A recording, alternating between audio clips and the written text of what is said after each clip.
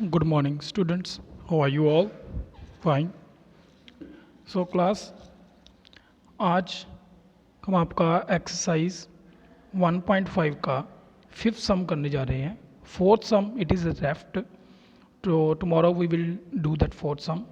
It is a construction that how to represent 9.3 on the number line. तो ये हम कल करेंगे. आज फिफ्थ सम कर लेते हैं. So this is the statement given to you. That is, rationalize the denominator of the following. हमने बेटा डिनोमिनेटर्स में जो टर्म्स हैं उसको रैशनलाइज करना है. तो पहले इसका मीनिंग समझ लेते हैं. रैशनलाइज मीन्स आपके अभी जितने भी क्वेश्चंस हैं यहाँ पर आप ध्यान से देखोगे तो सबके डिनोमिनेटर्स में स्क्वायर रूट वाली टर्म्स हैं. In all the denominators there is a square root term term containing square root. So हमने क्या करना है, हमने ये स्क्वायर रूट्स ख़त्म करने हैं किसी तरह से. सो लाइक जैसे मैं 2/5 को अगर 2 से मल्टीप्लाई कर दूँ और 2 से डिवाइड कर दूँ तो इट विल गिव यू 4/10. तो 2/5 इज़ इक्वल टू 4/10. तो लिखने का तरीका चेंज हो जाएगा लेकिन नंबर वही रहेगा. This is also 2/5. ये 4/10 इज़ आल्सो 2/5. ये 4/10 2/5 ही है. ठीक है, बस उसकी एक एक्सटेंशन वैल्यू में है. ठीक है, दिस इज सिंप्लीफाइड वैल्यू. तो हम इसको क्या करेंगे, अब इसी मेथड को चेंज यूज़ करते हुए हम अपने डिनोमिनेटर्स जो हैं उनको रैशनलाइज कर देंगे. मतलब कि डिनोमिनेटर में स्क्वायर रूट वाली टर्म कैंसिल हो जाएगी और सिंपल हमारे पास रियल नंबर्स या कोई एक हमारे पास इंटीग्रल वैल्यूज़ बचेगी. So let us take the first सम.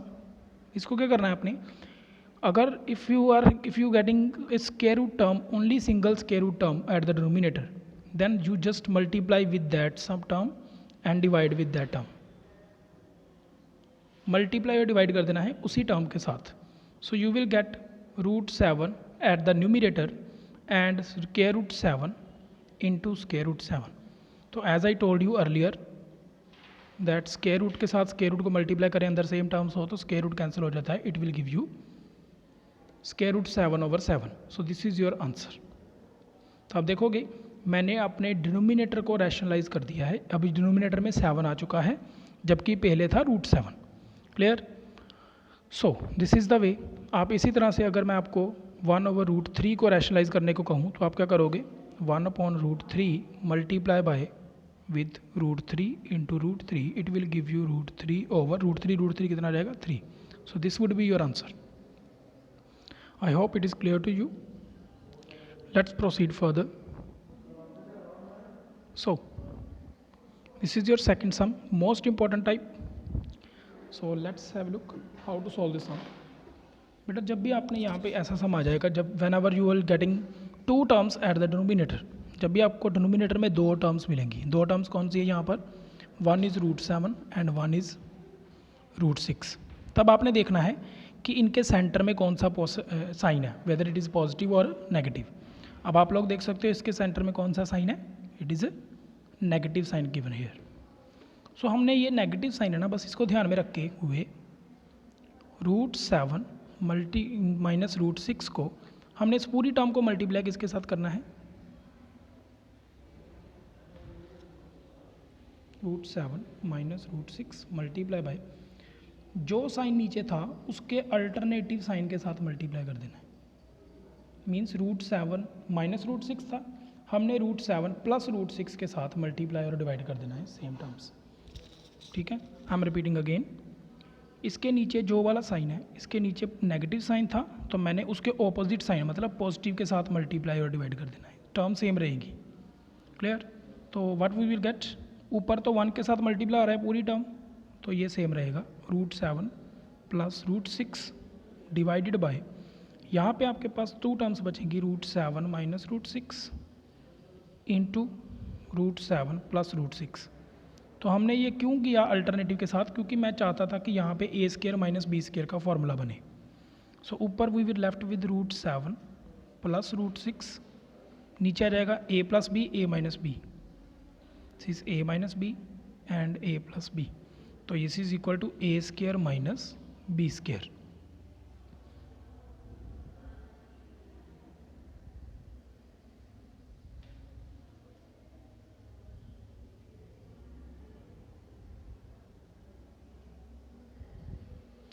सो ये जो हमारे इक्वल होता है, सो ये आइडेंटिटी लग जाएगी। इसको रेज कर देता हूँ एक बार।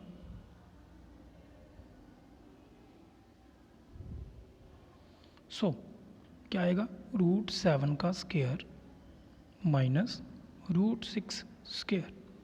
सो I am left with at last √7 plus √6. This is 7 minus 6. So at the last I will get √7 plus √6 divide by 1. सो आप देखोगे कि ये जो सम अब चेंज हो चुका है। मैंने स्टार्ट किया था, let me change the pen.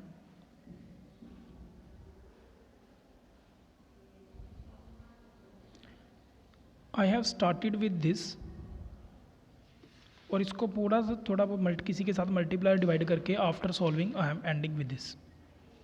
तो ये दोनों नंबर सेम है, बट यहाँ पे क्या हो चुका है, अब इसका डिनोमिनेटर रैशनलाइज हो चुका है। डिनोमिनेटर में स्क्वायर रूट वाली टर्म थी, अब डिनोमिनेटर में स्क्वायर रूट वाली टर्म कोई भी नहीं है। So this is called rationalization of a irrational number. Rationalize the denominator. ठीक है, बहुत से बच्चे रैशनलाइजेशन हर बार बोलते रहते हैं, लेकिन उनको यही नहीं पता होता है कि we are doing here the rationalize of denominator only. हम सिर्फ डिनोमिनेटर को रैशनलाइज कर रहे हैं, न्यूमिनेटर को रैशनलाइज नहीं कर रहे हैं। ठीक है, न्यूमिनेटर में देखो स्क्वायर रूट वाली टर्म ही है। ठीक है, so I have doing the rationalization only denominator. So let's take a second sum. I think second sum आप लोग घर से आराम से कर सकते हो। Let's move for the fourth sum. So here I have to multiply it with 1, but we have to multiply with √7. आपने देखना बस यहाँ पे साइन के आंसर है, माइनस है तो हमने प्लस के साथ कर देना है।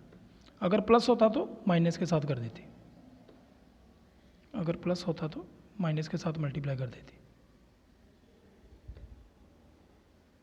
माइनस था तो मैंने दोनों प्लस के साथ मल्टीप्लाई कर दिया, क्योंकि अगर मैं इन दोनों को सॉल्व करूंगा दोबारा से यहीं पर आ जाऊंगा, क्योंकि ये आपस में कट जाएंगे ना ये वाले, तो ये हमने काटने नहीं है। सो क्या बचा, ये left with √7 plus 2 divided by again a square minus b square. So √7 plus 2 divided by √7 का स्क्वायर हो जाएगा 7 माइनस 2 का स्क्वायर हो जाएगा 4, दिस 2 का square. So it will give you √7 plus 2 divided by 3. So this is your last answer. ठीक है, I am repeating again. हम लोगों ने बेटा जस्ट और जस्ट डिनोमिनेटर को देखना है, ऊपर नहीं देखना है कि क्या पड़ा हुआ है। ठीक है, so let me give you another sum from my side. That is,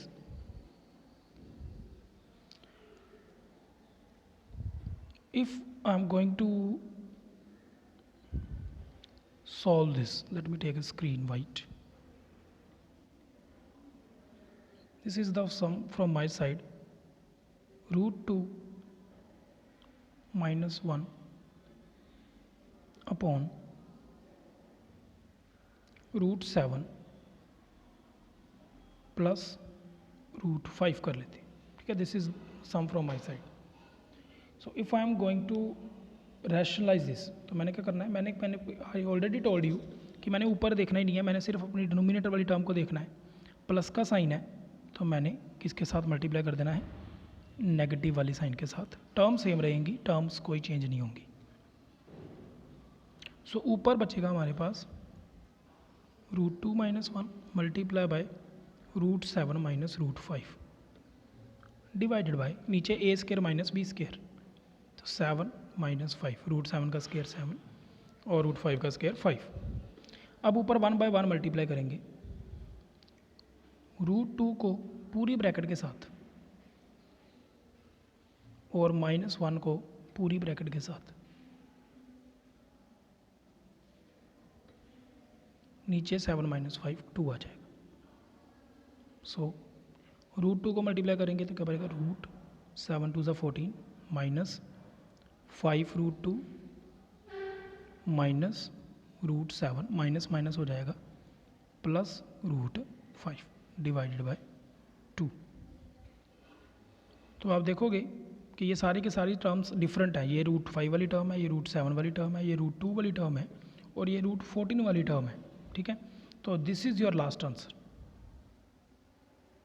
this will be your last answer. तो यही हमारा लास्ट आंसर रहने वाला है।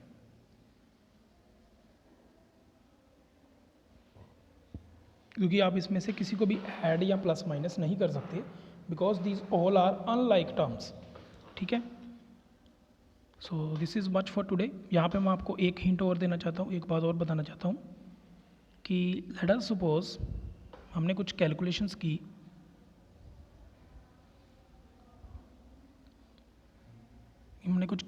की, और मेरे पास आ गया √3 √5 प्लस 7 √5, ठीक है। तो मैं इसको कैसे लिख सकता हूँ?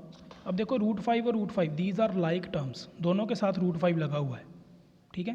तो टेक √5 को एज ए एप्पल इमेजिन कर सकते हो कि √5 यहाँ पर क्या है, एप्पल, ठीक है, या x इमेजिन कर सकते हो। तो 3x प्लस 7x कितना होता है, 10x। तो इसी तरह से ये 3 + 7 कितना रहेगा, 10 √5, x की जगह पे √5 आ जाएगा, ठीक है। So that's why I am saying कि they are not like terms. तो आप किसी को भी ऐड नहीं कर सकते हो, माइनस नहीं कर सकते हो, क्लियर। सो ये कैलकुलेशन में ध्यान में रखना है आपने। So we will meet you tomorrow, till then have a nice day, take care everyone.